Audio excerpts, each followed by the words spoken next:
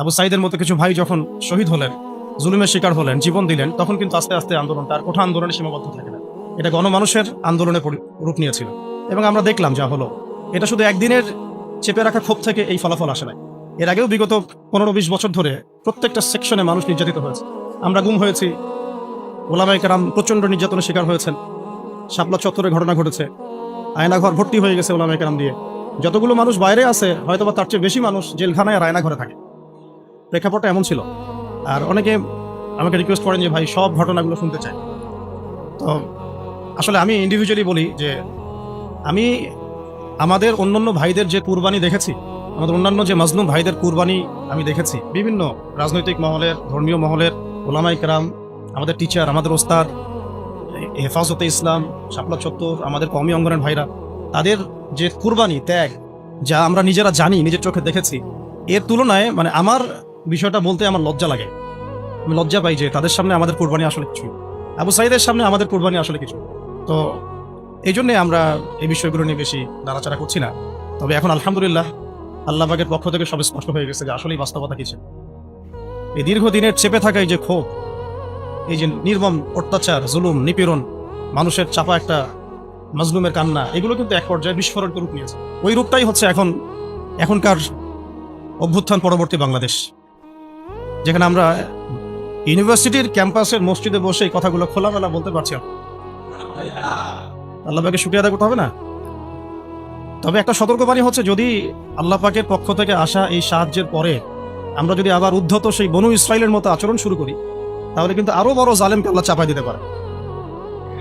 এইটা আমাদের মাথায় রাখা উচিত।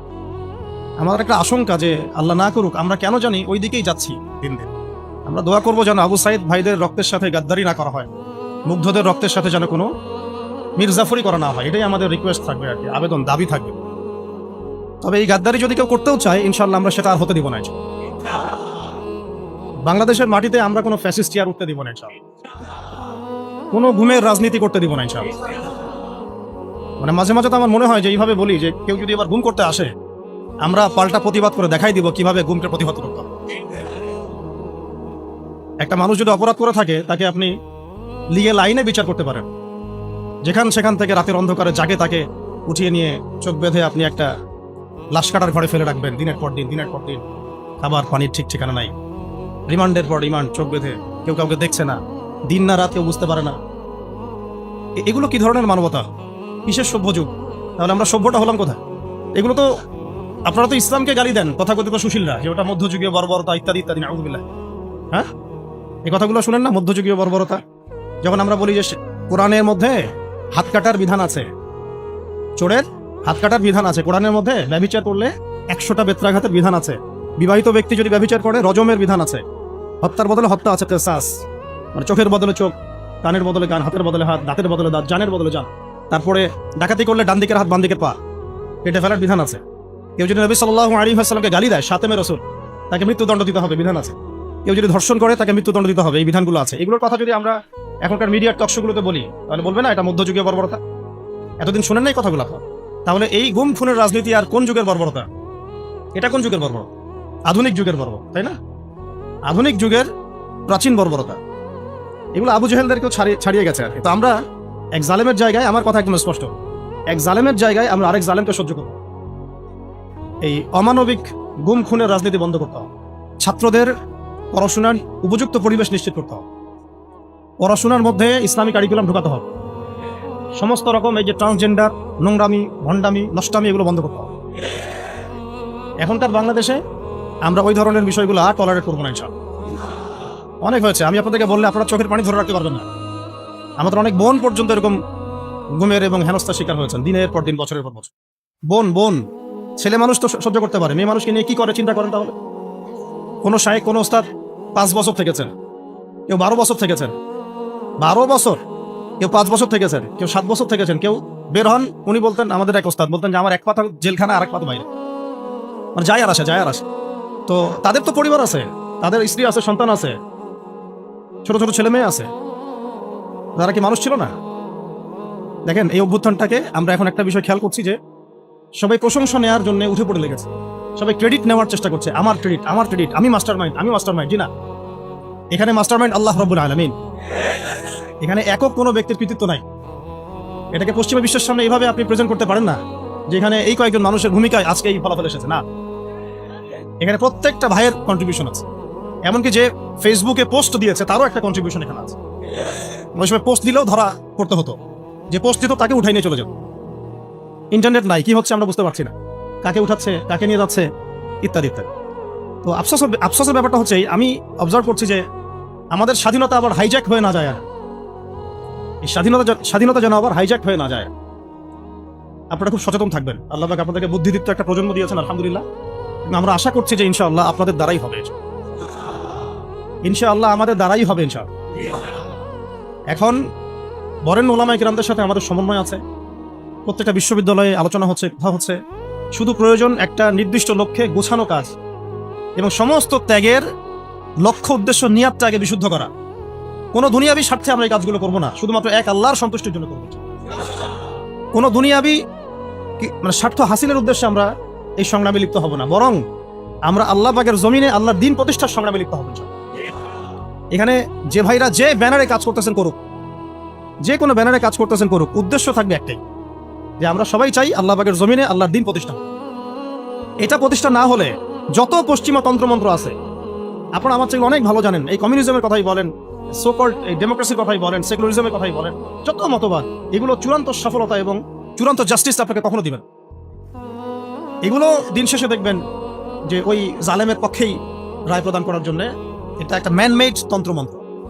এই যে মেয়েটার কথা বলছি, ও তখন অনেক ছোট, আমার সাথে ওর খুব, আমার ছেলে তো খুব, মানে আমি যখন ছিলাম না তখন ওর আম্মা বলে আর কি, যখন পরে আসছি তখন বলছে যে রাত্রেবেলা আমার ছবি নিয়ে থাকতো আর বলতো যে তোর আমার বাবাকে নিয়ে গেছিস, তোদেরকে মাইক দিব। এই ইমোশনগুলোকে আপনারা বুঝতে পারবেন, কেউ বুঝতে পারবেন। এরকম আমাদের অনেক ভাই 5 বছর 7 বছর, কেউ তো এমন হয়েছে 10 বছর ওখানেই ওই অবস্থায়, তারপরে তাকে ওই ক্রসফায়ার দিয়ে মাটির তলে পুঁতে ফেলা গেছে। শেষ। একটা কথা বলতে চাচ্ছি যে এখানে আমরা ক্রেডিট নেওয়ার জন্য কেউ যেন প্রতিযোগিতায় লিপ্ত না হই। এখানে প্রশংসা পাওয়ার যোগ্য সে প্রত্যেকটা মানুষ যারা এখানে কোনো না কোনোভাবে কন্ট্রিবিউট করেছে। এই আগুনটা একদিনে জ্বলে ওঠে নাই, এই আগুনটা জ্বলার পিছনে একটা দীর্ঘদিনের জুলুমের ফলেই মাজলুমের পক্ষ থেকে এই আগুনটা জ্বলে উঠেছে। আমরা একটু মূল আলোচনা আসবো এবং আপনাদের উদ্দেশ্যে আমি কি আলোচনা করব এটা ভাবছিলাম। আর এখানে যতবার আমরা যাওয়া আসা করতেছি, একটা কথাই খালি মনে পড়ছে যে এটাই সেই জায়গা যেখানে আমাদের ভাই এভাবে জীবন দিয়েছে, সারা দুনিয়ার মানুষ এটা দেখেছে। এখন আসেন মূল আলোচনায় আসি। আমরা আপনাদেরকে একটা মেসেজ দিতে চাই।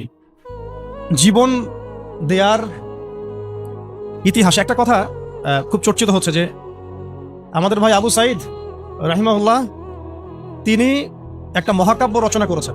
এই কথাটা কিন্তু বিশ্ব প্রেক্ষাপটে বলা হয়েছে না? কিন্তু এইরকম মহাকাব্য পবিত্র কোরআনে এবং হাদিসে এবং নবী সাল্লাল্লাহু আলাইহি ওয়াসাল্লামের সিরাতে এরকম অগণিত মহাকাব্যের ঘটনা আছে। কিন্তু আমাদের কথা বলার উদ্দেশ্য হচ্ছে এই জীবন বিসর্জন যেন বিফলে না চলে যায়, তার জন্য বিফলে না, বরং এই জাতির জন্য যেন বিফলে না চলে যায়। কেউ যেন আমাদের ভাইদের রক্তের উপর সিঁড়ি বানিয়ে তার স্বার্থ উদ্ধারের মঞ্চ তৈরি করতে না পারে। এটাই আমাদের মূল আলোচনা। আপনাদেরকে শুরুটা বলছি এখান থেকে। দেখুন, আজকে থেকে হয়তো হাজার হাজার বছর আগে, আমি খালি পয়েন্টগুলো একটু টাচ করে যাবো, বাকিটা আপনারা পড়বেন, বাসায় গিয়ে স্টাডি করবেন। ইনশাআল্লাহ আরও অনেক জ্ঞান আপনারা হাসিল করতে পারবেন ইনশাআল্লাহ। আমি শুধু জাস্ট পয়েন্টগুলোকে আপনাদেরকে ধরাই দিব, বাকি পড়াশোনা আপনাদেরকে করতে হবে। হাজার হাজার বছর আগে এরকম জীবন দিয়ে মহাকাব্য রচনার একটা ইতিহাস হয়েছিল। প্রথম এই ইতিহাস রচনা করেছিলেন আদম আলাইহিস সালামের পুত্র হাবিল। আদম আলাইহিস সালামের পুত্র হাবিল, সূরা মাঈদার মধ্যে পাবেন, পড়ে নিন। কিসের কারণে হাবিলের কুরবানি কবুল হচ্ছে, কাবিলের কুরবানি কবুল হচ্ছে না? কাবিল হাবিলের প্রতি প্রচন্ড হিংসাত্মক, যদিও সে নবীর সন্তান। শয়তান এখানেই কাজ করে ভাইয়ের মধ্যে। এখনো যেটা হয়ে গেল বাংলাদেশে, আমরা কিন্তু সবাই কালিমা পড়া মুসলমান, তারপরেও কিন্তু একে অপরের বিরুদ্ধে দাঁড়াতে হলো। হিংসা, জুলুম, বিদ্বেষ, অনেক কারণ থাকে মাঝখানে কনফ্লিক্টের, এটা ক্রাইসিস অফ কনফ্লিক্ট। এখন কাবিল যখন হাবিলকে হত্যা করতে চাচ্ছে, তখন হাবিল বলছে যে তুমি যদি আমাকে হত্যা করার জন্য হাত বাড়াও, আমি তোমাকে হত্যা করার জন্য আমার হাত বাড়াবো না। ঘটনাটা কি আবু সাইদের সাথে মিলে? তুমি যদি আমাকে হত্যা করার জন্য হাত বাড়াও, আমি তোমাকে হত্যা করার জন্য হাত বাড়াবো না। তুমি শুট করলে আমিও শুট করছি না। কাবিল হাবিলকে হত্যা করে ফেললো, হাবিল কোনো প্রতিবাদ করলো না। নবী করিম সাল্লাল্লাহু আলাইহি ওয়াসাল্লাম বলেছেন, পৃথিবীতে যত খুন হবে কিয়ামত পর্যন্ত, মনোযোগ রাখেন, পৃথিবীতে কিয়ামত পর্যন্ত যত খুনের ঘটনা ঘটবে সমস্ত খুনের পাপের একটা অংশ কাবিলের আমলনামায় যুক্ত করা হবে। এখানে কে সফল? মহাকাব্য কে রচনা করেছে, হাবিল না কাবিল? আল্লাহ পাক আমাদেরকে শিক্ষা নেওয়ার তৌফিক দান। নূহ আলাইহিস সালামের যুগে নূহ আলাইহিস সালামের একজন সন্তান, সে ঈমান নিয়ে আসে নাই। বাবা তাকে ডাকছেন, আল্লাহর গজব চলে আসবে, তুমি তাড়াতাড়ি নৌকায় উঠো। সে বলছে যে আমি নৌকায় উঠবো না, আমি পাহাড়ের উপর উঠে যাব, ইয়াসিমুনি মিনাল মা, পাহাড় আমাকে পানি থেকে বাঁচাবে। নূহ আলাইহিস সালাম পিতা হয়ে ব্যাকুল আর্তনাদ, বাবা আজকে এই আযাব কাউকে বাঁচাতে পারবে না, তাড়াতাড়ি নৌকায় উঠো। তো সে নৌকায় উঠলো না, জীবন সেও দিল। এবং নূহ আলাইহিস সালাম কান্নাকাটি করছেন আল্লাহর কাছে, আল্লাহ ইন্নাহু মিন আহলি, সে আমার পরিবারের একজন, তাকে মাফ করে দাও। আল্লাহ রাব্বুল আলামিন বলছেন লাইসা মিন আহলিক, সে তোমার পরিবারের কেউ না। এখানেও নূহ আলাইহিস সালামের পুত্র নবীর সন্তান জীবন দিলেন, কিন্তু মহাকাব্য রচিত হলো না। কথা কি বুঝতে পারছেন? মহাকাব্য রচিত হলো না। এভাবেই লূত আলাইহিস সালাম যাচ্ছেন, কারণ আপনারা জানেন লূত আলাইহিস সালাম এসেছিলেন সাদুম জাতির জন্য নবী হিসেবে। ওই জাতির মূল পাপই ছিল সমকামিতা, যেটাকে এখন আমরা এই সোকল্ড ট্রান্সজেন্ডার, তারপরে এলজিবিটি এইসব ইস্যুর মধ্যে নিয়ে আসছি। আর এটা পশ্চিমাদের একটা বড় এজেন্ডা, বাংলাদেশে এটাকে বাস্তবায়ন করা। এই জন্য তারা পশ্চিমার কিছু সেবা দাসকে তাদের মাথার উপরে নিয়েছে এটাকে বাস্তবায়ন করার জন্য। এবং যত সুদী এনজিও আছে এদের একটা বড় অংশ এর সাথে সম্পৃক্ত। কয়দিন পরে যদি দেখা যায় যে ক্লাসরুমের মধ্যে আপনারা বসে আছেন, ডানে বামে এলজিবিটি লোকজন বসে আছে, অবাক হওয়ার কিছু নেই। ওইদিকেই জাতিকে নিয়ে যাওয়ার চেষ্টা তারা করছে, কিন্তু ইনশাআল্লাহ আমরা সেটা হতে দিব না। আমরা সেই লূত আলাইহিস সালামের যুগে আল্লাহর পক্ষ থেকে যে শাস্তি আসছে, ওই শাস্তিকে আমরা আসতে দিব না ইনশাআল্লাহ। তোমরা ওই শাস্তি আনার ব্যবস্থা করবা, এই জাতিকে সমূলে ডোবানোর ব্যবস্থা করবা, এটা আমরা হতে দিব না। লূত আলাইহিস সালাম দাওয়াতের কাজ করেই যাচ্ছেন, তাদের কম সেটা শুনছে না। মূল পাপ ছিল তাদের সমকামিতা, হোমোসেক্সুয়ালিটি। আল্লাহ পাক এমন ভাবে তাদেরকে ধ্বংস করেছেন যেভাবে অন্য কোনো কমকে করেন নাই। আসমান থেকে ফেরেশতা পাঠিয়ে, জর্ডানে দেখবেন ডেড সি, মৃত সাগর, ওই জায়গাটা আছে এখনো, ওখানে সাদুম গোত্র বাস করতো। পাখা দিয়ে ফেরেশতারা তাদের পাখা দিয়ে ওই জায়গাটায় এইভাবে উঠিয়ে আসমানে উঠিয়ে আসমান থেকে পাথর বর্ষণ করে এদের সবাইকে থ্যাতলা করে আবার উল্টা দিকে দাফন করে দেওয়া হয়েছে। এমন শাস্তি পৃথিবীর ইতিহাসে কাউকে দেওয়া হয় না। তো আমরা কি বাংলার জমিনে এই শাস্তি ডেকে নিয়ে আসতে চাচ্ছি? সবাইকে এই ব্যাপারে সোচ্চার হতে হবে। আল্লাহ পাক আমাদেরকে বোঝার তৌফিক দান করে। লূত আলাইহিস সালামের স্ত্রী তার পক্ষে ছিল না। শাস্তি যখন নেমে আসলো, লূত আলাইহিস সালামের স্ত্রী নিজে, তিনি সমকামী ছিলেন না, কিন্তু সমকামীদেরকে সাপোর্ট করেছে। বাংলাদেশে এমন অনেক মানুষকে দেখা যাচ্ছে এখন, নিজেরা হয়তো এলজিবিটি না, কিন্তু এটাকে সাপোর্ট করছেন। লূত আলাইহিস সালামের স্ত্রী সেই গজব থেকে বাঁচতে পারলেন না, আল্লাহ পাক তাকেও ধ্বংস করলেন। সেও জীবন দিল, এটা কোনো মহাকাব্য হলো না, নবী পরিবারের স্ত্রী হওয়া সত্ত্বেও। ঠিক আছে? কিন্তু আমরা যদি একটু ইব্রাহিম আলাইহিস সালামের দিকে তাকাই, তাকে ডেকে নিয়ে আসা হচ্ছে রাজদরবারে, বলো তোমার খোদাকে, তোমার আল্লাহকে। ইব্রাহিম আলাইহিস সালাম বলছেন, আমার আল্লাহ তিনি যিনি জীবন দেন, মৃত্যু দেন। তখন সেই বাদশাহ, জালেম বাদশাহ, আমি তুলনা করতে চাচ্ছি না কারোর সাথে, সেই জালেম বাদশাহ বলল যে আনা উহয়ি ওয়া উমীত, আমিও তো জীবন দিই আর মৃত্যু দেই। কিভাবে? সে একজন খুনের আসামি, তাকে ডেকে নিয়ে ছেড়ে দিল, এই যে জীবন দিলাম। আরেক নিরপরাধ মানুষকে ডেকে এনে হত্যা করলো, এই যে মৃত্যু দিলাম। আমাদের প্রশাসনের মতো অনেকটা।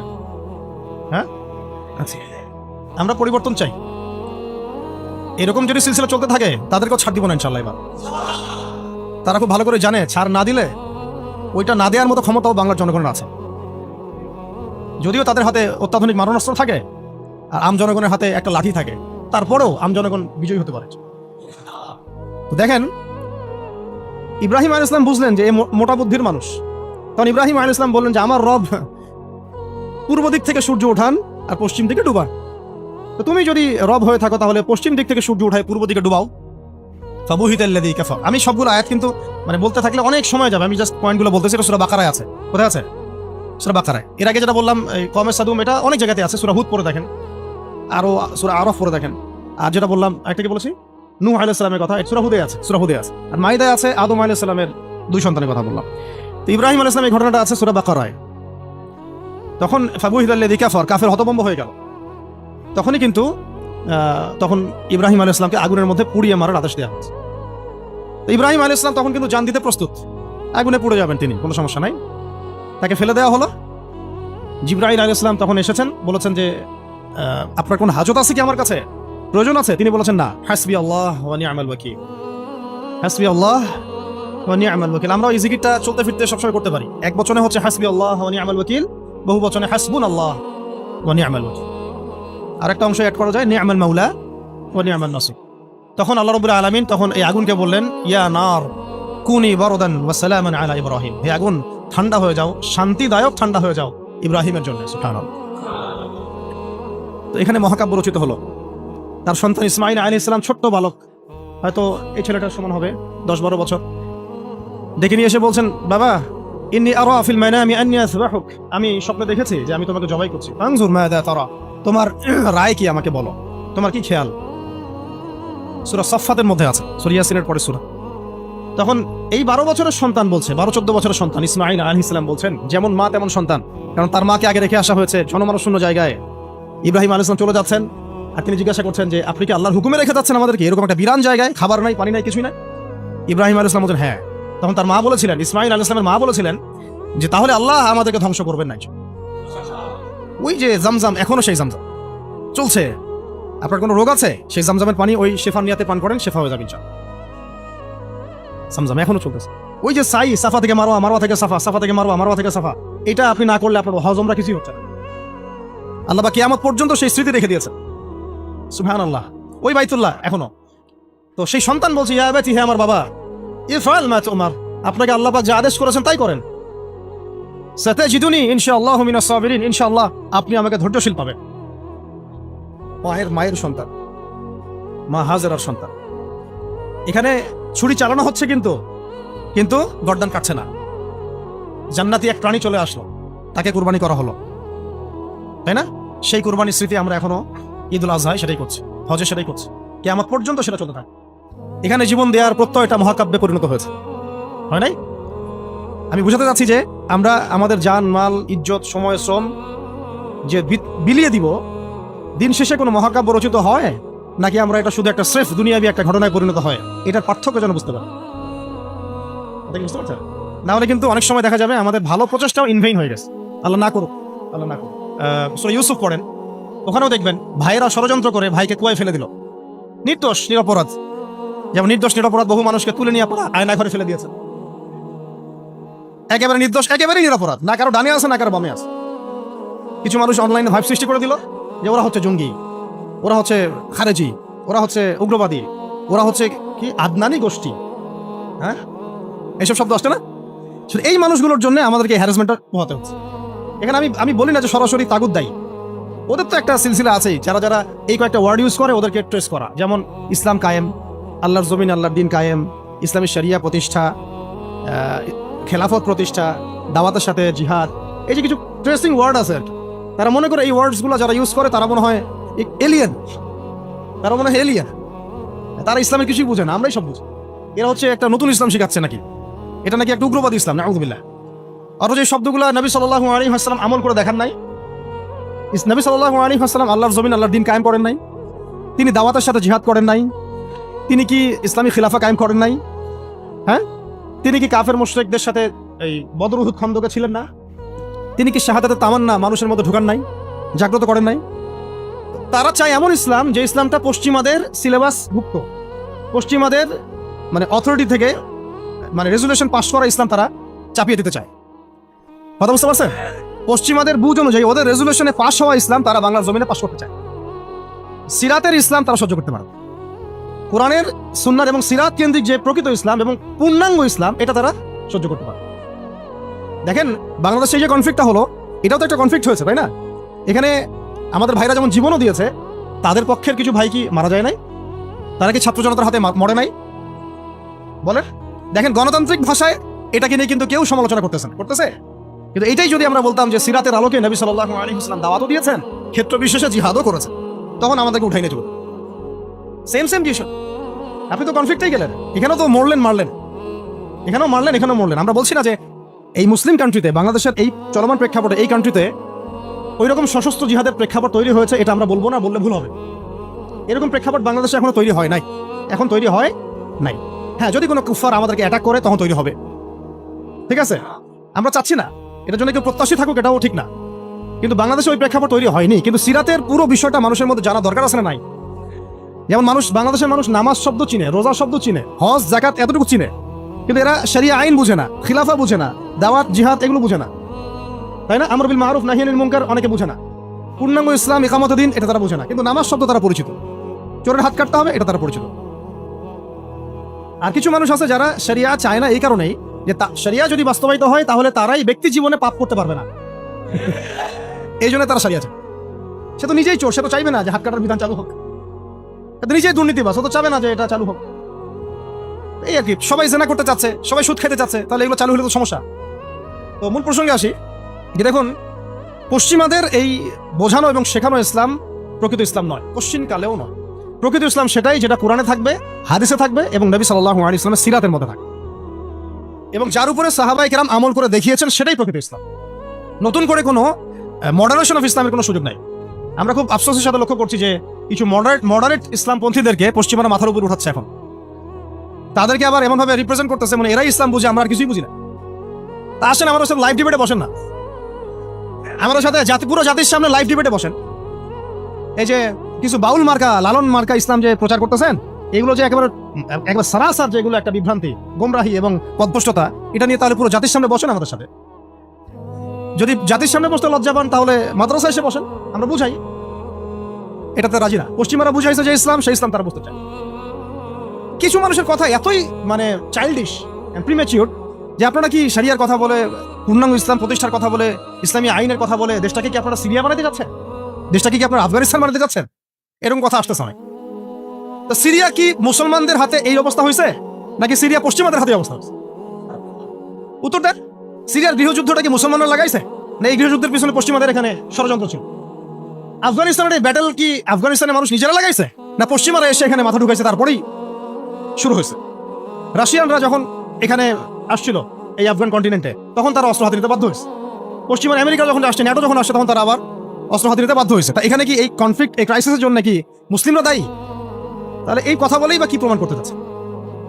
ওরা যদি কোনো জাতির মধ্যে বিভাজন সৃষ্টি করতে চায়, বিশৃঙ্খলা সৃষ্টি করতে চায় এবং গলদ ইসলাম প্রতিষ্ঠা করতে চায়, আদর্শের খেলাফ কোনো আদর্শ বাস্তবায়ন করতে চায়, তখন কি সেই জাতির লোকেদের অধিকার নাই এটা নিয়ে কথা বলার, এটা নিয়ে প্রতিবাদ করার?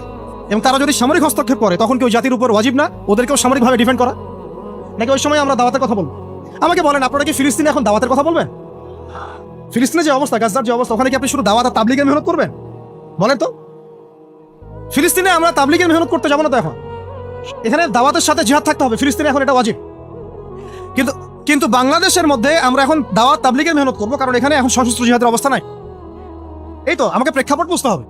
তো কিছু মানুষ আসলে চিন্তা করে কি, ইসলামটাকে এইভাবে চিন্তা করে, ইসলাম মনে হয় একটা ওই রান্না করা হাড়ির ভাত, একটা টিপলেই মনে হয় সব বোঝা যাবে। জি না, ইসলাম এমন কিছু না যে আপনি এই ফটো উঠাবেন, একটা করে কি বলে, একটা ভাত উঠাবেন, উঠায় টিপ দিবেন, বাকি সব বুঝে ফেলবেন। ইসলাম এত সহজ দিন না, এত সহজ জীবন ব্যবস্থা। এটার গভীরতা অনেক বেশি, আপনাকে অনেক গভীরে যেতে হবে। আল্লাহ পাক আমাদের সবাইকে বোঝার তৌফিক দান করেন। ইসলাম বুঝতে হবে কোরআনের আলোকে, সুন্নাহর আলোকে, নবীর সিরাতের আলোকে, সাহাবায়ে কেরামের বুঝের আলোকে, এমনকি পরবর্তী কোনো মানুষের ব্যক্তিগত কোনো বুঝের আলোকে ইসলাম বুঝতে চলবে। কথা ঠিক আছে? এখন আসেন ওই অনেক ভিতরে চলে যাচ্ছি আবার। এই ইউসুফ আলাইহিস সালামকে গর্তে ফেলছে কি ভাইরা না? তারপরে তিনি আল্লাহ পাক তাকে সম্মানিত করে রাজ দরবারে নিয়ে যান নাই? রাজ দরবারে যাওয়ার আগে তাকে 12 বছর জেল খাটতে হয়েছে। কত বছর? কোনো অপরাধ ছিল তার? কিছু মেয়ে তার সাথে খারাপ কাজ করতে চাচ্ছিল, তাই না? তাই না? দেখেন, ইউসুফ আলাইহিস সালামের আমরা বাহ্যিক সৌন্দর্য নিয়ে কথা বলি সবাই। ইউসুফ আলাইহিস সালাম খুব সুন্দর ছিলেন দেখতে, তাই না? অর্ধেক সৌন্দর্য তাকে দেওয়া হয়েছে। আমাদের নবীজি বলেছেন, মেরাজের রাতে আমি ইউসুফ আলাইহিস সালামের সাথে সাক্ষাৎ হয়েছে। এটা তো জানেন। তো তিনি বলেছেন যে ইউসুফ আলাইহিস সালামকে পৃথিবীর মানে মানুষের মধ্যে যে সৌন্দর্য, এর অর্ধেক দেওয়া হয়েছে। একজন সাহাবী আবার একটা চমৎকার মন্তব্য করেছিলেন যে ইউসুফ আলাইহিস সালামের সৌন্দর্য দেখে হাত কেটেছে মেয়েরা, তাই না? মনে আছে তো? হাত কেটেছে মেয়েরা। আর আমাদের নবী সাল্লাল্লাহু আলাইহি ওয়াসাল্লামের চেহারা মোবারকের নূর দেখে জান দিয়েছে সাহাবীরা, তাই না? বদরের মাঠে। তো ইউসুফ আলাইহিস সালাম কোনো অপরাধ করেন নাই, তারপরেও জেনার অপরাধে তাকে থাকতে হলো। আর আমাদেরকে তো মাশাআল্লাহ মানে বিনা অপরাধে কত কিছু করতে হইলো। আপনারা সূরা বুরুজ পড়বেন, এখানে একটা ছোট বালকের কথা আছে। ওই বালককে, অনেক বড় ঘটনা, এটা আলাদা লেকচার আছে, আমার দেখে নিন। ওই বালককে মানে রাজা, মানে জালেম শাসক রাজা, সে জাদু শিখাচ্ছে আর কি। শিখাচ্ছে? জাদু। এটা হারাম, একেবারে হারাম। জাদু শিখাচ্ছে, কিন্তু কিন্তু জাদু শিখতে আসার সময় সে আবার এক আল্লাহর অলির দরবার দিয়ে আসে। ওর কাছে তখন আবার ওই কথাগুলো খুব ভালো লাগে, সেখানে বসে দিনের কথা শুনতে শুরু করে। এদিকে আবার জাদুও শিখে, এদিকে আবার দিনের কথাও শিখে। এক পর্যায়ে তার মধ্যে এটা মানে প্রাধান্য বিস্তার করলো যে এটাই মনে হয় সত্য, আল্লাহর দিনের কথাটাই সত্য। একদিন রাস্তায় যাওয়ার সময় হঠাৎ একটা প্রাণী, মানে বিভৎস একটা প্রাণীর দেখা মিলছে, কেউ রাস্তা থেকে সরাইতে পারে না। তখন সে চিন্তা করলো যে আজকে আমি পরখ করে দেখবো যে এই জাদুকরের এলেমটা বেশি কার্যকর না আল্লাহর অলির এলেমটা বেশি কার্যকর। সে একটা পাথর নিয়ে নিক্ষেপ করে বলল, যদি হে আল্লাহ, আল্লাহর ওলি তোমার কাছে, এই পাদ্রী বুজুর্গ তোমার কাছে বেশি মাকবুল হয়, তাহলে আজকে এই ঢিলের ওসিলায় তুমি এই প্রাণীটাকে মেরে ফেলো। তো ওই ঢিল দেওয়ার সাথে সাথেই প্রাণী মারা গেছে। তো তখন সে মাশাআল্লাহ ইসলাম কবুল করে ভিতরে ভিতরে, কিন্তু প্রকাশ করে না। পরে যখন প্রকাশ হয়ে যায় তখন তাকে মেরে ফেলার জন্য, আমি শর্টকাটে বলতেছি, ওই শাসক কি করলো, ওর সেনাবাহিনীকে লেলিয়ে দিল, ওকে নিয়ে যাও পাহাড়ের উপর থেকে ফেলে দিবা। পাহাড়ের উপরে উঠেছে সে, ফেলাই দিবে তাকে। তখন সে একটা দোয়া পড়লো, আল্লাহুম্মা কফিনিহিম বিমা শি'তা। দোয়াটা শিখে নিবেন, আল্লাহুম্মা কফিনিহিম বিমা শি'তা। আমরা এই দোয়াগুলো করতাম, আল্লাহুম্মা কফিনিহিম বিমা শি'তা, আল্লাহুম্মা ইন্না নাজআলুকা ফি নুহুরিহিম ওয়া নাউযু বিকা মিন শুরুরিহিম, ইয়া মুনজিলাল কিতাব সারি'আল হিসাব ইহজিমিল আহজাব, আল্লাহুম্মা হজিমহুম ওয়া জালজিলহুম। এগুলোর যে ইফেক্ট এটা আমরা নিজের চোখেই দেখেছি। ঠিক আছে, এই দোয়াগুলো শিখবেন। তো সে দোয়া করলো, আল্লাহুম্মা কফিনিহিম বিমা শি'তা। তো তাকে তো ফেলাতে পারলোই না, বরং ওরাই নিচে পড়ে গেছে। সে হেঁটে হেঁটে রাজদরবারে আসছে, কি হলো, তোমাকে মারতে পাঠালাম, কি সমস্যা, কিভাবে আসলা, এইভাবে আবার পাঠাইছে সেনাবাহিনী, যা একে সমুদ্রের মাঝখান থেকে ফেলে দিবা, ওই সাগর থেকে ফেলে দিবা। ওই সাগরের মাঝখানে নিয়ে যাওয়া হলো, ওখানেও সে আবার দোয়া করছে, আল্লাহুম্মা কফিনিহিম বিমা শি'তা। সাগরে ঝড় ওঠা শুরু হলো, ওই ওর সেনাবাহিনী পড়ে গেছে, সে আবার সেফ অ্যান্ড সাউন্ড চলে আসলো রাজদরবারে। কি সমস্যা হে তোমার, তোমাকে মারা যাচ্ছে না কেন? এই ছেলেটাকে বাদশা বলতেছে যে তুমি কে হে, মারা যাচ্ছে না কেন? তো সে বলছে, দেখেন, আপনি যদি আমাকে মারতেই চান তাহলে আমি যেটা বলি সেটা করেন। কি সেটা? আপনি রাজ্যের সমস্ত মানুষকে জড়ো করেন, করে আমাকে খেজুর গাছের সাথে বেঁধে দিবেন, দিয়ে আমার ধনুক থেকে একটা তীর বের করবেন, তীরটা বের করে সবার সামনে এইভাবে নিশানা লাগায় বলবেন, বিসমিল্লাহি রব্বি হাযাল গোলাম। মানে হচ্ছে আমি এই ছেলেটার রবের নামে তীর নিক্ষেপ করছি। কি বুঝলেন? আমি এই ছেলেটার রবের নামে তীর নিক্ষেপ করছি। তো রাজা তো ব্যাস, যারা একটু ক্ষমতাশীল হয় তারা একটু মোটা বুদ্ধির হয়, তো তারা এই কাজই করলো, সমস্ত লোকজনকে জড়ো করে বিসমিল্লাহি রব্বি হাযাল গোলাম নিক্ষেপ করলো। ছেলেটার হাদিসের মধ্যে আসছে, ছেলেটার এই জায়গায় তীর ঢুকে দিক দিয়ে বের হয়ে গেছে, তো সে শহীদ হয়ে গেছে, আলহামদুলিল্লাহ। এমন এই দৃশ্যটা দেখার পরে ওইখানে উপস্থিত সব মানুষ ইনস্ট্যান্ট দেন লা ইলাহা ইল্লাল্লাহ, এটা সাক্ষীতে মুসলিম হয়ে গেছে। তাহলে মহাকাব্য রচিত হলো। তো তখন এই রাজা তো মাথা খারাপ, আরে একজনকে নিয়ে পারি না এবার সবাই। তখন ওইখানেই গর্ত খোঁড়া হয়েছে, গর্ত খুঁড়ে সবাইকে আগুনের মধ্যে নিক্ষেপ করা হয়েছে। এই ঘটনার নাম আসহাবুল উখদুদ। আসহাবুল, সূরা বুরুজের মধ্যে পাবেন। মহাকাব্য রচিত হয় নাই। ওই সময় এক মায়ের একটা সন্তান, হ্যাঁ, মা লাফ দিবে আগুনে, কিন্তু সন্তান আছে, সে হেজিটেট ফিল করতেছে। ওই যে সন্তান, এই দুধের বাচ্চা তখন কথা বলে উঠে যে, মা তুমি চিন্তা করো না, মা তুমি চিন্তা করো না, তুমি লাফিয়ে পড়ো আগুনে, ইনশাআল্লাহ আগুনের পরেই জান্নাত আছে। তো এরকম ঘটনা আরো ঘটছে। ফেরাউনের দাসী, ওই যে আসিয়া, নাম মনে আছে? অনেকে আসিয়া বলে, অনেকে অন্য নামও বলে। তার সন্তানকে এভাবে গরম তেলে ফেলে দেওয়া হয়েছে, এবং তাদের সেই যে মাকবারা, কবর, সেখান থেকে নবী সাল্লাল্লাহু আলাইহি ওয়াসাল্লাম তার যে জান্নাতের ঘর, আল্লাহ পাক তাকে জান্নাতের ঘর দিয়েছেন, ওই ঘরের যে ঘ্রাণ, এটা নবী সাল্লাল্লাহু আলাইহি ওয়াসাল্লাম মিরাজের রাতে পেয়ে এসেছেন। সুবহানাল্লাহ। ফেরাউনের দাসী মহাকাব্য রচনা করেছেন। আসহাবুল উখদুদের এই বালক মহাকাব্য রচনা করেছেন। ওই উখদুদের সেই মানুষগুলো মহাকাব্য রচনা করেছেন, তারাও জীবন দিয়েছেন, তাদের জীবন দেওয়া ব্যর্থ হয় নাই, হয়েছে। এরকম আরো অনেক হিস্ট্রি আছে, একটা করে বলতে গেলে অনেক। একটা কথা মনে পড়লো যে সূরা ইয়াসিন আপনারা পড়েন না অনেকেই? সবাই সকালবেলা সূরা ইয়াসিন পড়বেন, আমলটা করবেন, ফজরের নামাজের পরে সূরা ইয়াসিন পড়ার অভ্যাস করেন। আমি তো বলি সূরা ইয়াসিন মুখস্থ করে ফেলেন। কিছু কিছু বিষয়ে নবীজি চাইতেন যে উম্মার পরিজার মধ্যে থাক, তার মধ্যে সূরা মুলক আছে, তিনি চাইতেন সবার যেন এটা হিফজ থাকে। সূরা ইয়াসিন একটা অনবদ্য সূরা, এটা আপনার যে কোনো হাজতও পূরণ করতে পারেন, সব আপনি আল্লাহর হেফাজতে থাকবেন। তো এখানে দেখবেন পড়তে এক জায়গায় পাবেন যে একটা করিয়া, মানে গ্রামের মধ্যে 3 জন ব্যক্তিকে আল্লাহ পাক নবী করে পাঠিয়েছে একই সাথে, মানে একই সাথে 3 জন নবী একটা এলাকার মধ্যে। ঠিক আছে, তো তারা দাওয়াতি কাজ করছিলেন। তো দাওয়াত অনেকে, বেশিরভাগই কবুল করছিল না, কিন্তু দূর থেকে একজন লোক দৌড়ে আসছে ইসলাম কবুল করার জন্য। পাশে আগে হয়তো কবুল করেছিল, দৌড়ে এসে কওমকে বলছে যে, হ্যাঁ আমার কওম এই রাসূলের অনুসরণ, তারা তোমাদের কাছে কোনো আজর চাচ্ছে না, রাসূলের অনুসরণ করো। তো এই ব্যক্তির নাম হচ্ছে হাবিবে নাজ্জার। এটা নিয়ে আমার আরেকটা আলাদা লেকচার আছে, ওইখানে সবগুলো আয়াতগুলো ব্যাখ্যা করেছি, এই জন্য এখানে বললাম। শর্ট করে বলতেছে, হাবিবে নাজ্জারকে তারা হত্যা করে, এবং তাকে হত্যা করার পরপরই, মানে সাথে সাথেই আল্লাহ রাব্বুল আলামিন তাকে জান্নাতে তার থাকার জায়গা দেখায় দেয়। এবং সে বলে যে ইয়া লাইতা কওমি ইয়ালামুন, হায় আমার কওম যদি জানতো যে আজকে আমি কত সফল। হয়তো আমাদের শহীদ ভাইরা এই কথাই বলতেছে যে আমাদের কওম যদি জানতো যে আজকে আমরা কত সফল। তো এই হাবিবে নাজ্জারের জীবন দেয়াটা কিন্তু মহাকাব্যে পরিণত হয়েছে। আসহাবুল কাহফও জীবন না দিলেও তারাও কিন্তু তাদের পুরো সভ্যতা থেকে বেরিয়ে গিয়েছিলেন।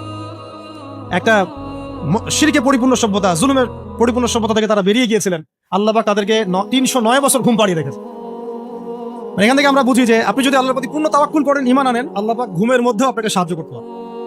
তারা ঘুমিয়েছিল যখন, আল্লাহ রাব্বুল আলামিন ফেরেশতাদেরকে দিয়ে তাদের পাশ পরিবর্তন করিয়েছেন, ডান থেকে বামে, বাম থেকে ডানে। ঘুমিয়ে থাকলে আল্লাহ পাক আপনাকে ফেরেশতা দিয়েও সাহায্য করতে পারেন যদি আপনি হকের উপরে থাকেন। তারাও কিন্তু জীবন বিসর্জন দিল, এটা কিন্তু মহাকাব্যে পরিণত হয়েছে। শুধু মহাকাব্য না, তাদেরকে যখন 309 বছর পর জাগ্রত করা হয়, তখন এমন একটা সম্প্রদায়ের উপর জাগ্রত করা হয়েছে যেই সম্প্রদায় আল্লাহকে বিশ্বাস করতো কিন্তু পরকালে রেজারেকশন যেটা হবে, পুনরুত্থান, এইটাতে বিশ্বাস করতো না। 309 বছর আগের এই কয়েকজন মানুষকে দিয়ে আল্লাহ পাক 309 বছর পরের একটা সভ্যতাকে হেদায়েত দিয়ে দিয়েছে। তাহলে মহাকাব্য রচিত হয় নাই? আল্লাহ আমাদেরকে বোঝার তৌফিক দান করুন। নবী মুসা আলাইহিস সালাম ফেরাউনের যে কবল, এখান থেকে নাজাত দেওয়ার জন্য মুসা আলাইহিস সালামকে আল্লাহ পাক পাঠান নাই? তার ভাই হারুন আলাইহিস সালাম তার সাথে ছিলেন। দেখেন, ফেরাউন কিন্তু জানতো, তাকে ভবিষ্যৎবাণী করা হয়েছিল একজন বালকের জন্ম হচ্ছে শীঘ্রই, তোমার রাজপ্রাসাদ একদম কাঁপাই দিবে। কিন্তু তখন কিন্তু সে কি শুরু করলো? সব ছোট ছোট বাচ্চাদেরকে হত্যা করা শুরু। ইউযাববিহুনা আবনাআকুম, বলেন আরেকটা কি? ওয়ায়াস্তাহইউনা নিসাআকুম। পড়তে হবে, পড়াশোনা করতে হবে ভাই, যেন আমরা একটা টাচ করলে শব্দ আপনি বুঝতে পারেন কোন সূরায় আছে। কোরআনকে আপনার মেইন সাবজেক্ট করতে হবে। দাবি তুলেন যে কোরআনের শিক্ষা, মানে কোরআন সাবজেক্টটাকে প্রত্যেক বিশ্ববিদ্যালয়ে ম্যান্ডেটরি করা হোক, কোরআনের আলাদা ফ্যাকাল্টি খোলা হোক। সিরাত এবং অ্যাটলিস্ট হাদিস, উসুলের কথা নাই বা বললাম, অ্যাটলিস্ট হাদিস, সিরাত, ইসলামের ইতিহাসের পাশাপাশি প্রত্যেকটা বিশ্ববিদ্যালয়ে আলাদা ফ্যাকাল্টি খুলে খুলে পড়ানোর ব্যবস্থা করা হোক। আমরা শুধুমাত্র একমুখী শিক্ষা চাই না, আমরা শিক্ষা ব্যবস্থার মধ্যে সংস্কার চাই এবং দ্বিমুখী শিক্ষার এই যে মেরুকরণ, এর সমন্বয় চাই। অন্যথায় দেখবেন সংগ্রাম ঠিকই করতেছেন, এদিকে আবার মেয়ে নিয়ে ডেটিংও করবেন। কি লাভটা হলো বলেন? আমি এখানে তো জেনা করতেছে, সংগ্রাম হচ্ছে, কিন্তু এদিকে নামাজ পড়তেছে না। বুঝতে পারেন কথা? সংগ্রামে আপনি আছেন, বিপ্লবে আছেন, অভ্যুত্থানে আছেন, নামাজে নাই, হ্যাঁ, কোরআনের তিলাওয়াতে নাই, দার্সে নাই। তাহলে ওইটা দুনিয়াবি একটা বিপ্লব হবে। আপনার চেতনার মধ্যে দুনিয়া থাকবে, কিন্তু আখিরাতে কোনো চেতনা থাকবে না। আমি এখান থেকে আস্তে আস্তে এখন শেষের দিকে আসতেছি, আপনাদেরকে দেখাবো কিছু মানুষের রচিত মহাকাব্য যারা দুনিয়ার উদ্দেশ্যে মহাকাব্য রচনা করেন নাই, শুধুমাত্র এক আল্লাহকে রাজি খুশি করার জন্য করেছেন, এবং কিয়ামত পর্যন্ত মানুষ তাদেরকে মনে রাখবে। এতক্ষণ যেগুলো বললাম সেগুলো তো কোরআনিক অনেক, মানে নবীদের ঘটনা থেকে বললাম, এবং কি কিছু ভিতরের ঘটনা থেকে বললাম। এই পার্টটা একটু মনোযোগ দিবেন। তার আগে আমি মুসা আলাইহিস সালামের কথা শেষ করে নিই। মুসা আলাইহিস সালামকে হত্যার চেষ্টা করা হয়েছিল, তার মা তাকে সিন্ধুকে ভাসিয়ে দিয়েছিলেন, মনে আছে? ফেরাউনের স্ত্রী, সে ওই সিন্ধুক থেকে বাচ্চা নিয়ে মুসা আলাইহিস সালামকে নিয়ে ফেরাউনের ঘরে ঢুকলো। যেই বাচ্চাকে মারার জন্য এতগুলো বাচ্চাকে ফেরাউন হত্যা করলো, সেই বাচ্চাকে বড় করলেন আল্লাহ রাব্বুল আলামিন সেই ফেরাউনের বাসায়। আল্লাহু আকবার। বাংলাদেশ সেটাও দেখলো, যে গুটি কয়েক মানুষকে একেবারে সমূলে মিটিয়ে ফেলার জন্য এত কিছু করলেন, ওই মানুষগুলো আপনাদেরকে দেশ ছাড়তে বাধ্য করবে। সুবহানাল্লাহ, সুবহানাল্লাহ। দেখেন, আমি কিছু চিন্তা করি মাঝে মাঝে, যেই শাহবাগ থেকে আপনারা নবীকে গালি দিয়েছেন, হ্যাঁ, যেই শাহবাগ থেকে নাস্তিকতার আন্দোলন হয়েছে, ওই শাহবাগ থেকে এবার আওয়াজ উঠেছে খেলাফত। যেই শাহবাগ থেকে কি হলো কয়দিন আগে, এই আপনারা ইসলামপন্থী হুজুরদেরকে, মানে দাড়ি টুপিওয়ালা মানুষদেরকে বললেন যে এরা সমাজের শত্রু, এরা রাজাকার, এরা অমুক, এরা ধমক। ওখান থেকে, ওই বিশ্ববিদ্যালয়গুলো থেকে, শাহবাগ থেকে আওয়াজ উঠলো, তুমি কে আমি কে, রাজাকাররা।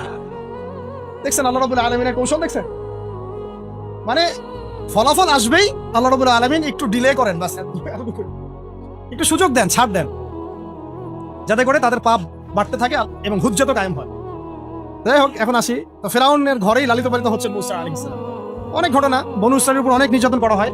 এই নির্যাতনের হাত থেকে আল্লাহ পাক উদ্ধারের জন্য মুসা আলাইহিস সালামকে পাঠান। তিনি একটা দোয়া করতেন, সেই দোয়াটা আমাদের করা উচিত। তিনি বলতেন, রব্বি ইশরাহ লি সাদরি ওয়া ইয়াসসির লি আমরি ওয়াহলুল উকদাতাম মিন লিসানি ইয়াফকাহু কাওলি।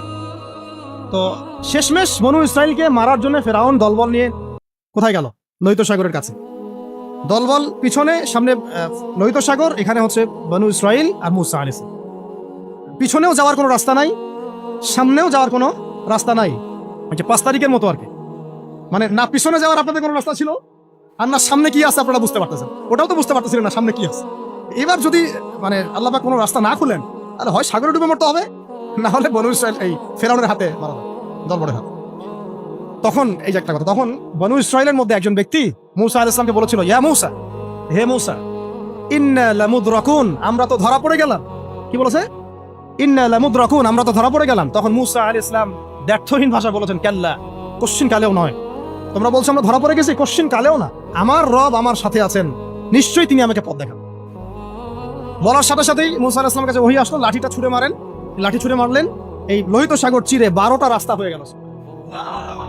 এই লোহিত সাগর আমরাও সফর করছি, গেলে বুঝতে পারবেন যে কিভাবে সম্ভব এখানে এইভাবে রাস্তা হওয়া।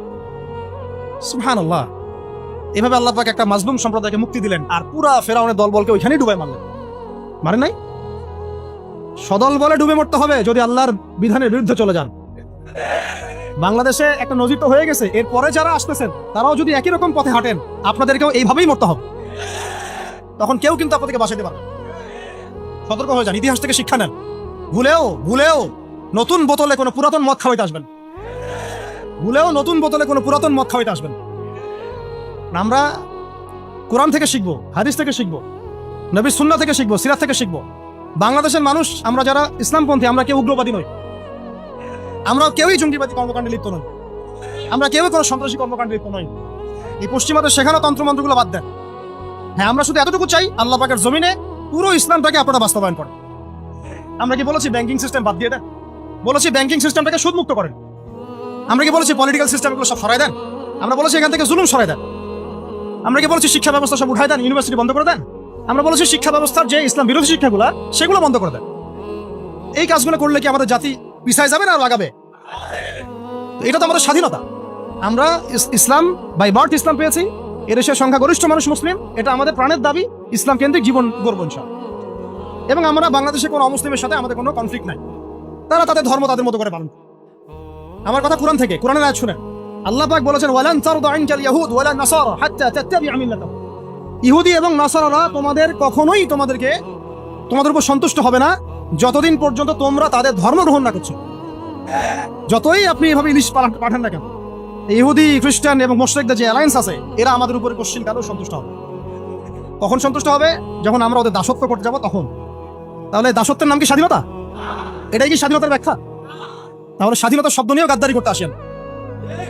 আমরা এখন থেকে ছাত্র জনতাকে পরিপূর্ণ ইসলামের দাওয়াত দেব ইনশাআল্লাহ। আমরা না উগ্রবাদী, আর আমরা না সন্ত্রাসী, আর আমরা না চরমপন্থী।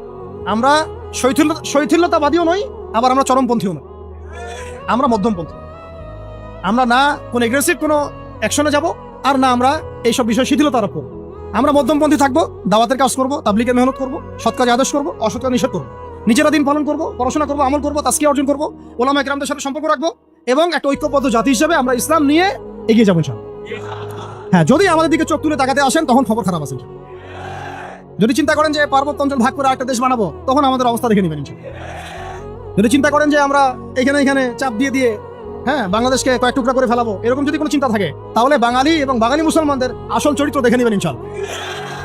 সহ্য করতেছি আমরা এখন, কিন্তু আমরা দায়িত্বশীল ভাইদেরকে বলবো, আপনারাই কিন্তু সামনের লিডার। আপনাদেরকে বলবো যে বুদ্ধিদীপ্ত হন, রাসূল সাল্লাল্লাহু আলাইহি ওয়াসাল্লামের সুন্নাত অনুযায়ী আপনি আগান। এর চেয়ে শ্রেষ্ঠ কোনো সুন্নাত পৃথিবীতে নাই। এসব আব্রাহাম লিঙ্কনের সুন্নাত, ওই মাও সেতুংয়ের সুন্নাত, আর মুসলিনের সুন্নাত, আর এই যে চেঙ্গিস খানের সুন্নাত, হ্যাঁ এইসব সুন্নাত দিয়ে কোনো কাজ নাই। আল্লাহ পাক আমাদেরকে নবী মুহাম্মদ সাল্লাল্লাহু আলাইহি ওয়াসাল্লামের সুন্নাত বোঝার তৌফিক দান।